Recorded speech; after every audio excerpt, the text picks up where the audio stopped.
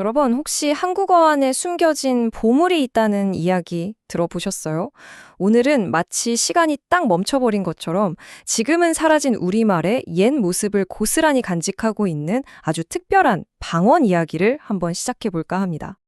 자, 화면에 보이는 이 작은 생물. 우리는 이걸 당연하게 병아리라고 부르죠. 그런데 말이죠. 어떤 지역에서는 이걸 빙애기, 또 다른 곳에서는 배울이나 삐까리라고 불렀다는 사실 알고 계셨나요? 아니, 똑같은 걸 보고도 이렇게나 이름이 다양하다니. 도대체 왜 언어는 장소에 따라 이렇게 달라지는 걸까요? 우리가 보통 사투리라고 하면 뭔가 독특한 억양이나 말투를 먼저 떠올리잖아요.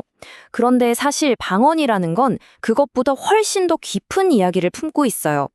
마치 그 지역의 역사와 문화를 있는 그대로 들여다볼 수 있는 아주 특별한 창문 같은 거라고 할 수 있죠. 오늘 우리가 함께 시간여행을 떠나볼 곳은 바로 지금은 북한 땅이 된 개풍군 광덕면이라는 곳입니다.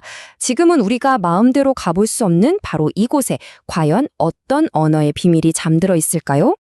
아니, 어떻게 이 광덕면이라는 곳이 언어의 타임캡슐 같은 장소가 될 수 있었을까요? 그 비밀은 바로 이곳만이 가진 독특한 지리적 그리고 사회적인 환경에 숨어 있었습니다. 지도를 한번 상상해 보세요. 이 광덕면은요, 임진강, 한강, 예성강 같은 아주 큰 강들이 사방을 감싸고 있고 또 높은 산들로 둘러싸여 있었어요. 그러니까 자연스럽게 지리적으로 고립된 거죠. 바로 이 점이 외부 세계의 영향을 막아주면서 마치 시간이 멈춘 것처럼 옛 언어의 모습을 그대로 보존하게 된 결정적인 이유가 된 겁니다. 그런데 지리적인 고립만이 전부는 아니었어요. 특정 성씨끼리 모여 사는 이른바 집성촌 문화가 아주 강했고요. 당연히 옛날이니까 지금처럼 교통이 편리하거나 미디어가 발달하지도 않았죠. 이 모든 조건들이 딱 맞아떨어지면서 할아버지의 할아버지가 쓰던 말이 그대로 손자에게 이어진 거예요. 그야말로 언어의 보고가 만들어진 거죠. 자, 그럼 이 언어의 보고 안에는 과연 어떤 보물들이 숨어 있을까요? 지금부터 그곳에서만 들을 수 있었던 정말 아름답고 정겨운 순우리말이 세계로 한번 들어가 보겠습니다. 이거 정말 흥미롭지 않나요? 우리가 매일 쓰는 옥수수는 강냉이, 숟가락은 숟갈, 그리고 어머니는 어머이라고 불렸다는 거예요. 이건 그냥 억양만 살짝 다른 수준이 아니에요. 말 그대로 우리가 쓰는 단어와는 완전히 다른 단어들이었던 거죠. 심지어 마을 이름에서도 이런 특징이 그대로 드러나요. 뱃말이라는 이름 어떠세요? 정말 시적이지 않나요? 배가 정착하는 마을이라는 뜻을 가진 순수한 우리말 이름인 거죠. 이렇게 단어 하나하나에 그 지역 사람들의 삶의 방식과 생각이 고스란히 녹아있는 겁니다. 여기서 우리가 정말 중요하게 짚고 넘어가야 할 점이 있어요. 이 말들은 그냥 다른 단어가 아니라는 겁니다. 이건 바로 오늘날의 표준어가 만들어지는 과정에서 아쉽게도 점점 잊혀져 버린 우리 순우리말의 살아있는 화석 같은 거예요. 우리 언어의 뿌리가 어디에 있었는지를 보여주는 정말 소중한 증거인 셈이죠. 아니, 이렇게 아름다운 우리말들이 도대체 왜 우리 곁에서 사라져야만 했을까요? 그 거대한 역사의 흐름을 이해하려면요, 이제 우리의 시선을 한자와 한글의 관계로 한번 옮겨봐야 합니다. 아마 이 숫자를 보시면 정말 많은 분들이 깜짝 놀라실 거예요.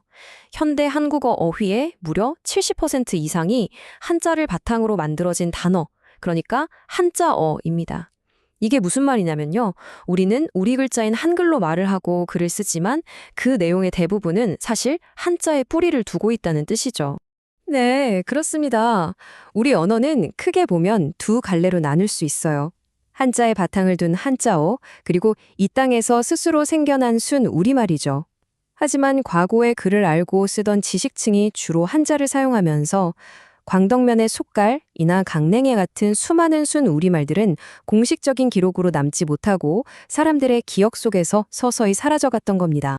바로 이 문장, 오늘 이야기 전체를 꿰뚫는 가장 핵심적인 말이라고 할 수 있습니다. 한글은 단순히 한자어를 읽는 발음 기호가 아니다. 그렇죠. 한글이라는 우리만의 멋진 그릇이 있다면 그 안에는 우리 고유의 생각과 삶이 담긴 순우리말을 채워야 한다는 것. 이게 바로 우리가 다시 한번 생각해 봐야 할 메시지입니다. 그렇다면 이렇게 사라져가는 말들을 우리가 왜 지켜야 할까요? 그건 단순히 오래된 말을 보존하는 차원을 넘어서요. 바로 우리의 문화적인 정체성, 그리고 우리의 역사를 지키는 일과 직결되기 때문입니다. 방언은 절대로 틀린 말이 아니에요. 그건 하나의 공동체가 살아온 모든 이야기를 담고 있는 정말 소중한 문화유산입니다.